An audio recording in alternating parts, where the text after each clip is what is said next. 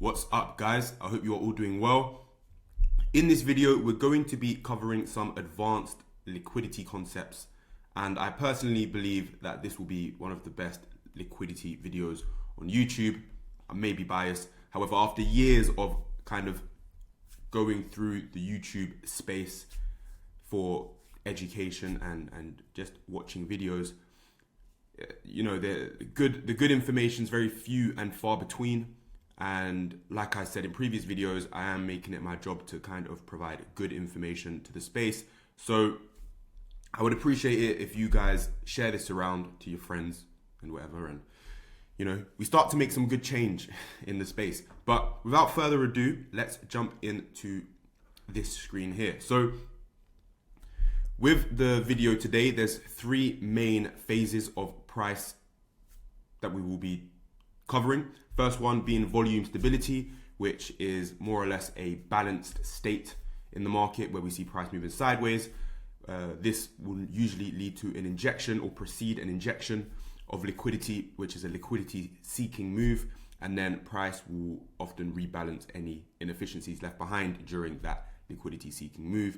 And these price behaviors need to be studied in isolation. However, they need to be understood individually and then pieced together to understand the whole picture. The finer details make up the bigger picture of this price swing, right? So that's the main topic for the day. Kind of the price swing, how it forms, and how we kind of get to this price pattern that we all know and love, right? So let's begin. Hope you've got your notepads out and you are ready to learn. So let's go. So this is our price swing here.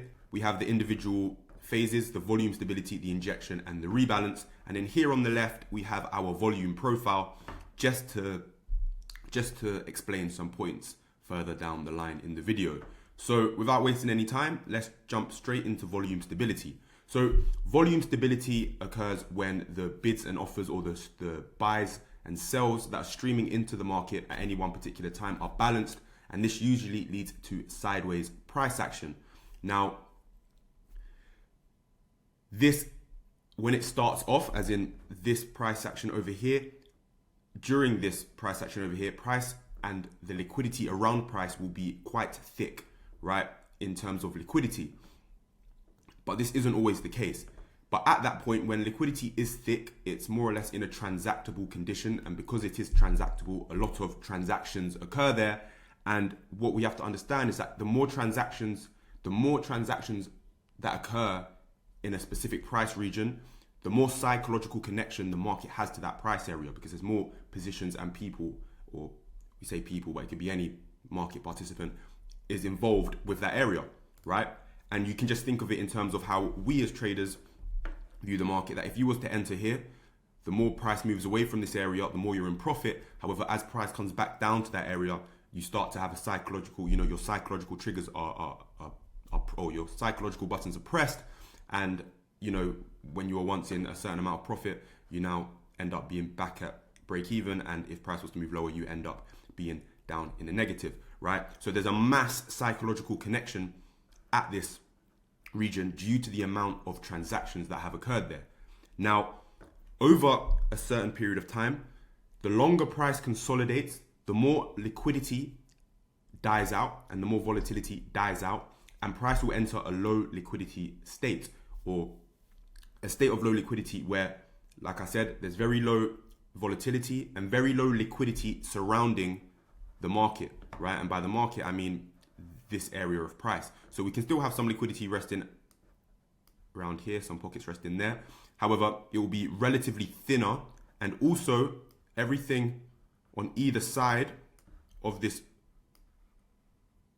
consolidation will be very thin, right? So if I go back, and the reason that this happens is due to anticipation, right?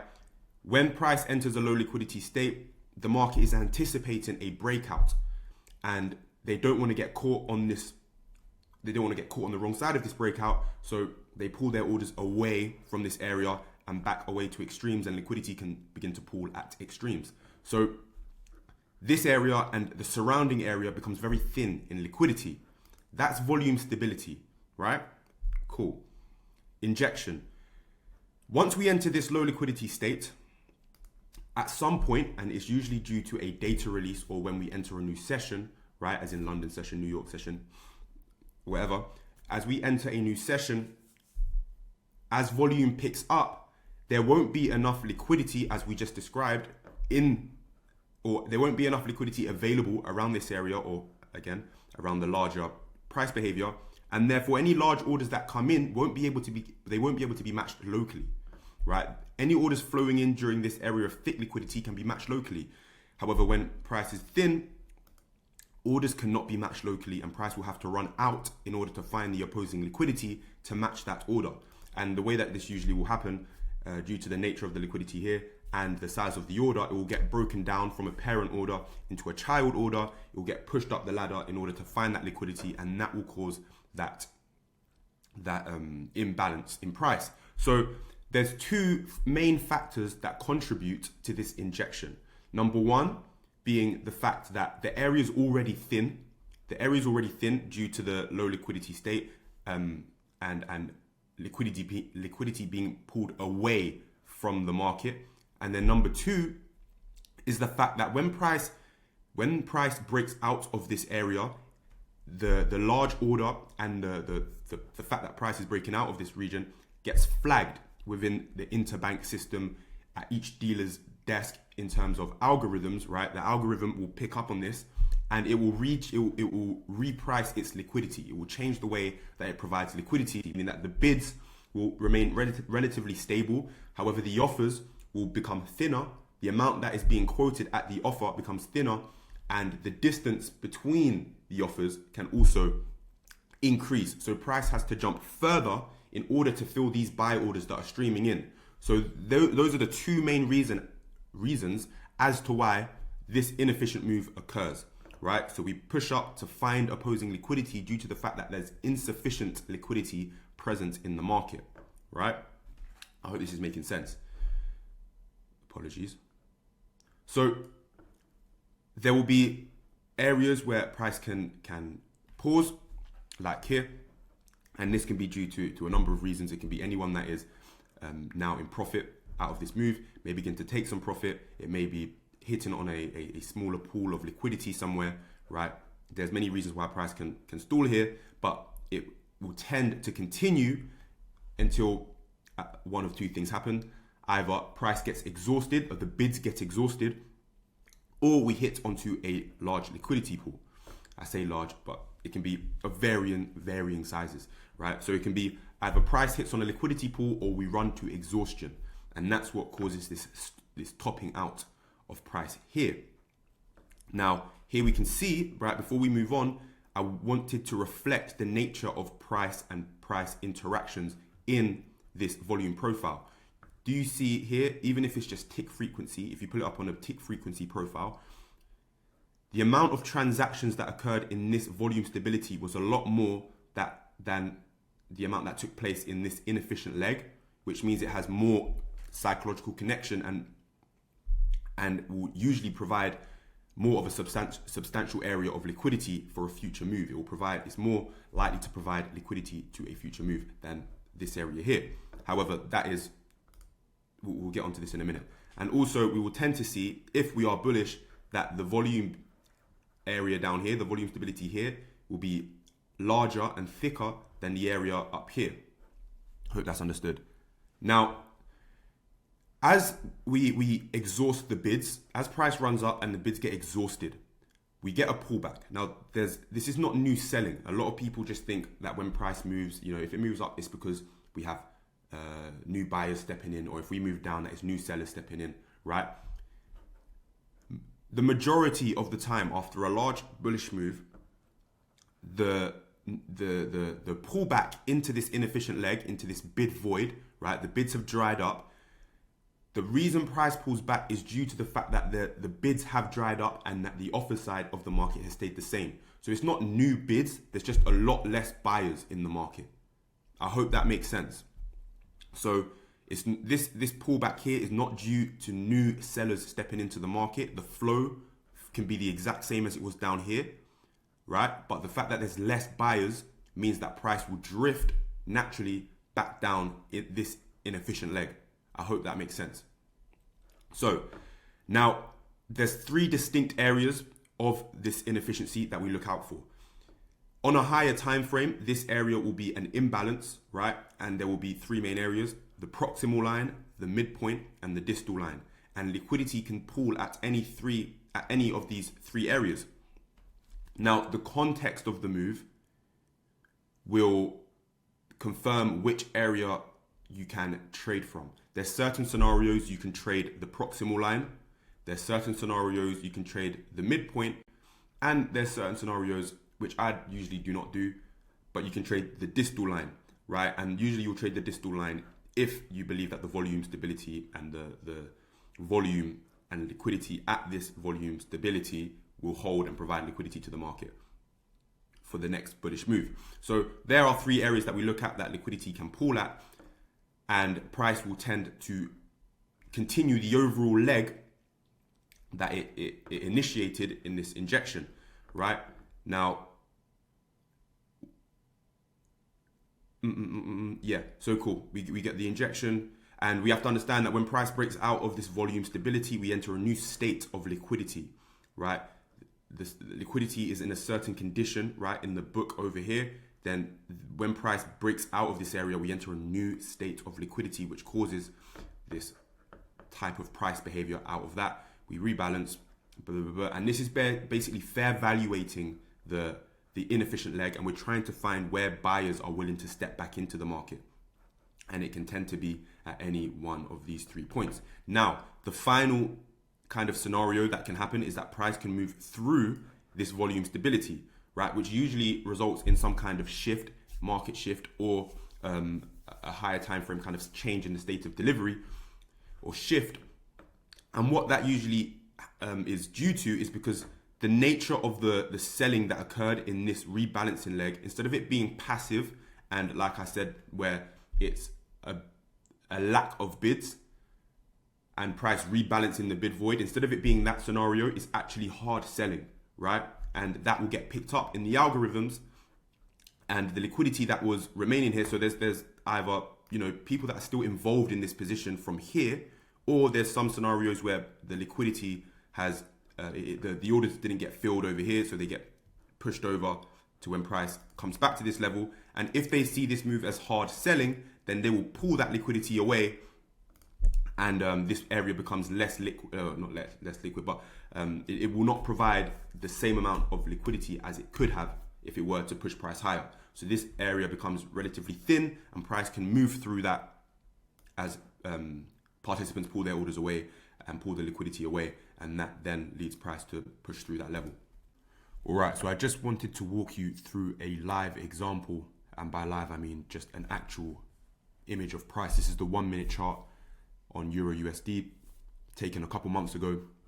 However, it does the job of allowing me to explain the concept we've just gone over, but with actual price. So over here, we can see that we have this volume stability, right? Again, these are not always going to be nice and neat and perfect, right? And you have to build an eye for it and put this through experience in order to be able to identify all these different phases. So this is that volume stability. This here ends up being that low liquidity state right there, right, where the market's thinning out. You can see how volatility is starting to die off, how the nature of price movement here differs to that of this here, right? It's starting to look very strange, that. But yeah, this is our low liquidity state, and as you can see, the note says the longer price consolidates, the more liquidity moves away from the market price in anticipation of an inefficient leg. And now we know that the liquidity moves away from the market because of the nature of this move here, right? This proves to us, right, that there's no liquidity available over here to fill the order that's hit the market. I hope that makes sense. So as you can see here, large bid hits on weak offers, causing price to run out of the range to seek opposing liquidity. So yeah, all it takes is in this thin environment, all it takes is for some large bids to stream in, hit on a pocket of weak offers, and then it will obviously cause a price seeking move, which then gets flagged in the algos, and that then causes as mentioned here, causes the bank's algorithms to carry out a liquidity protecting move, which compounds the initial price move. So boom, there we go. And what we want to make sure we understand is that this is not an all-knowing algo. This is not the algo enigma. None of that. This is just an algorithm at the banks, that the same way that the bid and offer provided from the banks at a market making level is streamed by an algorithm. It's not someone sitting behind a desk constantly quoting. It's an algorithm. The same way this algorithm reprices that quote based on the large order coming in and changing the state of delivery, right? So bang, we break out of that. Price enters a new liquidity environment. We run up, right? We tap onto some areas on the left, right? We can get some money beginning to flow out of the market. And you have to remember, this is fractal. So the same thing that's happening here, right, is replicating what we're talking about on the larger scale, right? So price runs on a fractal basis. It gets weak and has to pull back, pick up some orders before continuing the injection. Sometimes the injections don't just happen in one swift move, right? So we pull back, pick up some liquidity, move higher, and as you can see here, it says the further price moves away from this base, the weaker the move gets, and price will have to jump and gap to seek opposing liquidity. And that's what this is here. Now, price will run to exhaustion or hit on an opposing pool of liquidity, and that's what causes this stalling of price right here. Then after those bids, after the bid void begins to get, as we create that void and the flows shift, like we mentioned, where the bids dry up and the offer now becomes heavier naturally, not because there's new sellers stepping in, but because of that bid void, right? And the bids drying up, the weight shifts into favor of the offers, and price begins to drift back down the leg. And you can see, look at the difference in the nature of this move and in the nature of this move. This is a lot more efficient into the leg. Anytime price extends, it quickly pulls back and rebalances. Price extends, quickly pulls back and rebalances. Price extends, quickly pulls back and rebalances, right? And yeah, we come back here, rebalance, and you can see that there's a couple of areas that we respect, such as this kind of breaking point, right? That final breaking point. And another thing we have to understand is that the cleaner price moves through this area, the more inefficient price breaks out of the volume stability, the more likely we are to react from this area, this breaking point, right?